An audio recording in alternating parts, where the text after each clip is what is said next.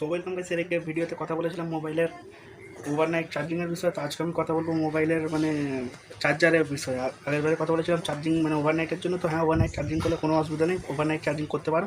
তবে হ্যাঁ, একটা অসুবিধা রয়েছে, যেটা হচ্ছে যে মোবাইলের জন্য অরিজিনাল চার্জারটা, যেটা বক্সের সঙ্গে যে চার্জারটা আছে ওইটাই বেস্ট চার্জার। অন্য কোনো চার্জার দিয়ে চার্জ করতে যাও না, সেখানেই প্রবলেম হতে পারে, মোবাইল ব্লাস্ট করার চান্স হতে পারে, বা মোবাইলের চার্জ সার্ভিসও কমে যেতে পারে, বা ব্যাটারি লাইফও অনেক কমে যেতে পারে। তো ওই জন্য বলছি যে অরিজিনাল যে চার্জারটা আছে সেই চার্জার দিয়ে মোবাইল চার্জ করা। যদি কোনো এতে যদি মোবাইলের চার্জার বা কিছু খারাপ হয়ে যায় যদি কোনো সময়, তো কোম্পানির অরিজিনালি কিছু হয়তো বেশি টাকা দাম পড়বে, কিন্তু সেইটা ম্যাটার করে না।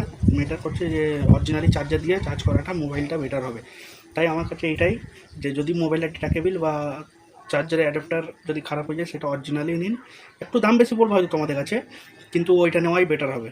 যেটা আমার কাছে কথা, এটা আমার না, এটা সবার কাছেই কথা। তো একটু দাম বেশি পড়লে অরিজিনাল নিয়ে ব্যবহার করুন, কোনো প্রবলেম হবে না। মোবাইল সারা রাত চার্জ দিন, সারাদিন চার্জ দিন, যখন ইচ্ছা চার্জ দিন, কোনো ব্যাপার নেই। এখনকার মোবাইল স্মার্ট, ব্যাটারি স্মার্ট। তো আজকে ভিডিওটা এতটা। যদি ভালো লাগে লাইক করতে ভুলবেন না, কমেন্ট করতে ভুলবেন না, এবং ভিডিওটা ভালো লাগলে বন্ধুদের কাছে শেয়ার করতে অবশ্যই ভুলবেন না। বাই, দেখা হচ্ছে এর পরের ভিডিওতে নতুন কিছু নিয়ে। ততক্ষণের জন্য ভালো থাকুন।